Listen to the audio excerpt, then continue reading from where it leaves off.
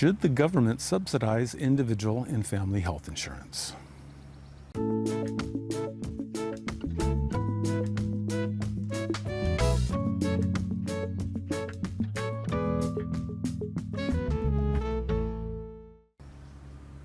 Hello, I am Kevin Knaus, an independent health insurance agent in California and also a certified covered California agent. And as we sit here in early November with the government shut down and the debate over extending the enhanced subsidies for the Affordable Care Act, I've talked to a lot of people who do not believe the government should be subsidizing individual and family health insurance. As a student of history and looking back on the United States, I can actually see that it is natural that the government would intervene and subsidize health insurance for individuals and families. So let's go ahead and dial this back kind of to the beginning. Modern democratically elected governments were put in place primarily to create an orderly society. Now, we wanted to be independent from the King of England, but really we wanted a government that just allowed people to farm, ranch, run their business, go to school, and be free from, interference. And that's kind of the way it did go. Now, it's interesting in that the preamble to the Declaration of Independence, the authors wrote, "We hold these truths to be self-evident, that all men are created equal, that they are endowed by their Creator with certain unalienable rights, that among these are life, liberty, and the pursuit of happiness." So within there, we have everyone's equal, and everyone should have an equal opportunity to succeed and pursue the life they want to lead. Now, I don't know how steadfast the authors of these sentences were with the notions of equality and equal opportunity, because as we know, that has not been evenly applied through our history. We have made great strides in making sure that everyone is treated equally and has an equal opportunity. We fought a civil war over it, but it's taken time. But what is interesting, whether the authors believed these words in philosophy, it has taken root in the American psyche. It is now part of our identity of equality and equal opportunity in America. And this occurred by thousands of political speeches by politicians, saying, doesn't make a difference what political persuasion, left or right, liberal or conservative, was always, we're all created equal and everyone should have an equal opportunity. So now that is ingrained in us as Americans. As I do my history research, I'll come across a little blurb in a newspaper where the citizens of a community are petitioning the county government to acquire the right-of-way for a road, a public road. And, well, the roads were public. They were across public land.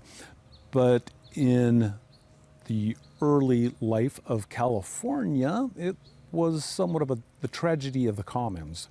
You had a common good that everyone used, but no one maintained, and it fell into disrepair. So you need to assign ownership. And so the local community would ask the county, I'm thinking of, the road from Folsom to Mormon Island, the Natoma Road, to be acquired by the county to be maintained. And literally, they wanted a level playing field. They wanted the landscape level, because even though all men may be created equal, the landscape wasn't. And having a good maintained road was really important for people, for the stagecoach and their wagons, and to haul goods into town and get the goods from the merchants out to the mining communities and timber and all sorts of things. And it would also come that the community would request that the county acquire a bridge over a river, because the bridges were built by private citizens and they were toll roads, toll bridges, and that was another barrier for people to move their goods to the marketplace. So road districts were formed and bridges were acquired by county governments. Was that the purpose of the government and an orderly society?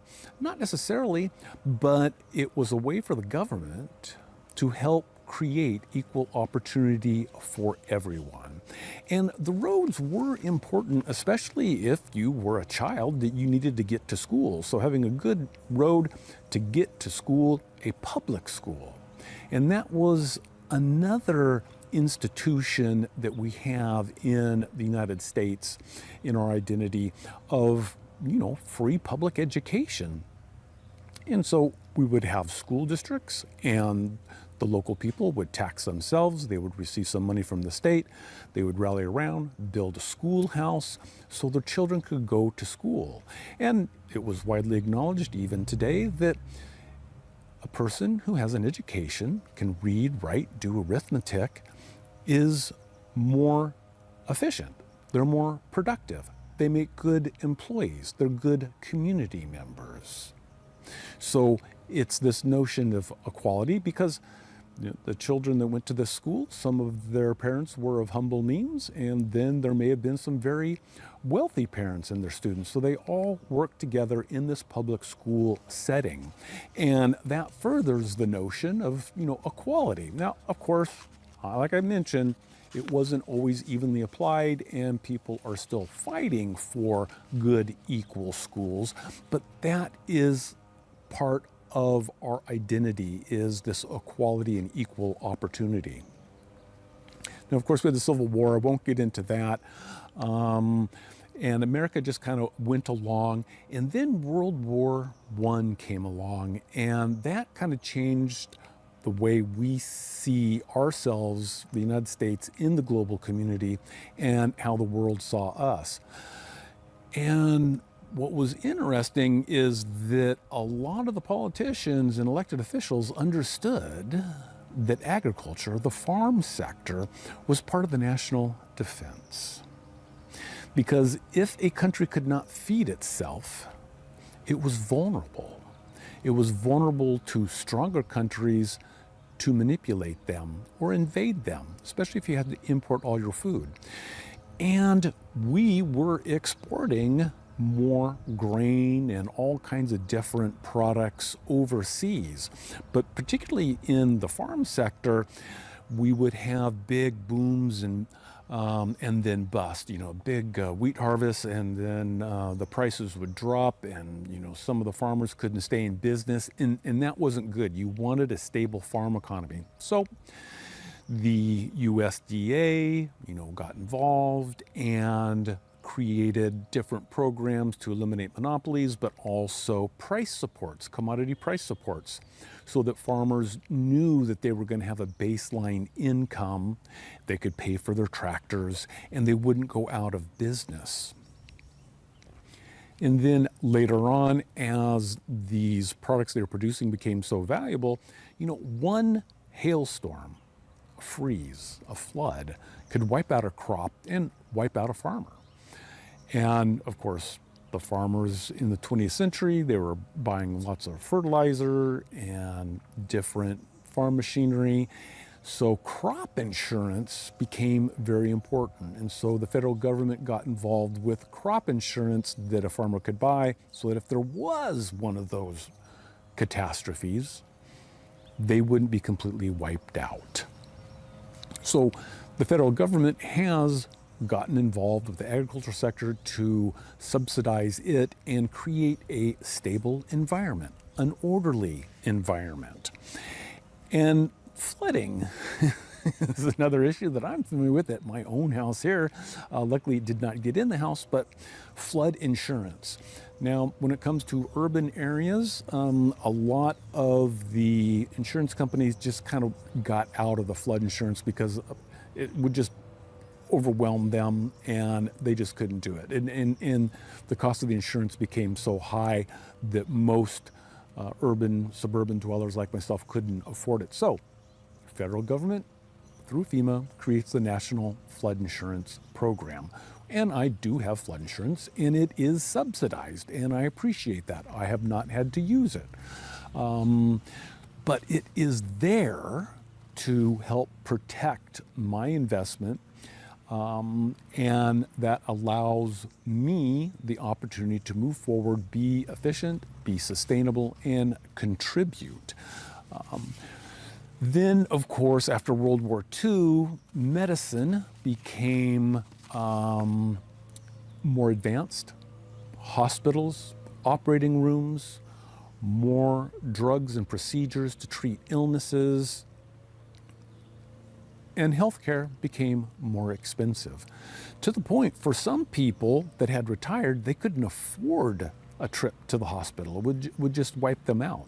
So Medicare was implemented for people who were 65 and older and who had retired, to help with those healthcare expenses when they got old and they had to have a surgery. And so Medicare is supported by payroll taxes and self-employment taxes. There's a Medicare tax. I pay it. And that supports, subsidizes the health insurance for people over 65, and now it's people on disability and some other situations with Medicare. And of course, people had to get into Medicare because they left their job, and maybe the job had employer-sponsored health insurance.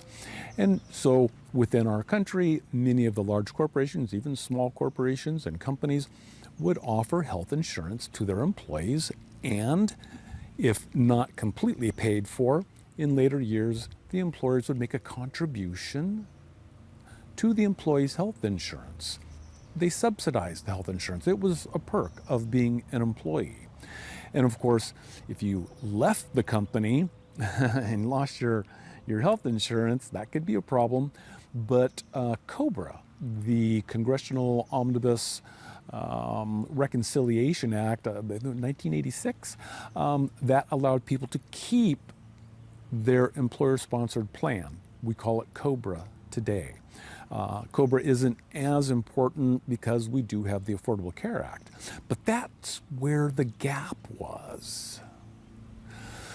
For individuals and families that didn't work for an employer that offered health insurance, self-employed, was the health insurance rates, which are a reflection of the costs of healthcare. And you can get into that and say, they're charging too much and there's too much waste, and there's a lot of truth to that.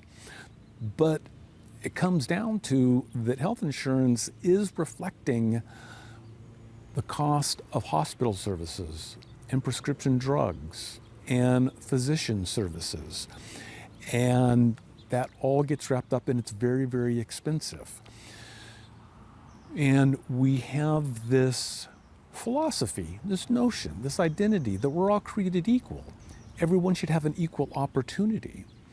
And we have this road, this poorly maintained road of healthcare, that is a real barrier for people to live normal lives, pursue their happiness, life, and liberty, and be treated equally because they can't afford health insurance.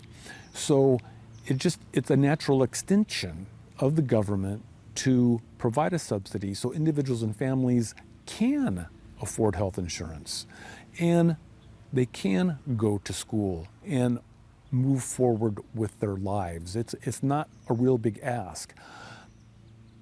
We all hope that there will be changes, and these subsidies may not be necessary or as large, but those are issues for another day. Right now, individuals and families that are not being offered employer-sponsored health insurance or not in the Medicaid system because their income is very low, and individuals that don't have Medicare need help. And it is kind of the history of the United States to help industries and people, because we're all equal And we all want to have equal opportunities without a huge hill to climb through an insurance premium. And I can attest that there are many families that are more sustainable and productive when they have a reasonable, affordable health insurance rate and they can move forward with their lives. It's kind of the American way. Now, hopefully we'll be able to address some of the issues of the cost of health care, but again, that's for another day. Right now, I definitely believe that it is okay for the federal government to subsidize individual and family health insurance through the Affordable Care Act. Can it be made better? Sure, yeah. But it is within our history to help people and families. And I think that tradition needs to continue. So if you have any comments or thoughts on this whole subsidy issue, you may leave those down below. I'm sure we will be all very interested to read them. And otherwise, you have a wonderful day. For InsureMeKevin.com, I'm Kevin Knaus.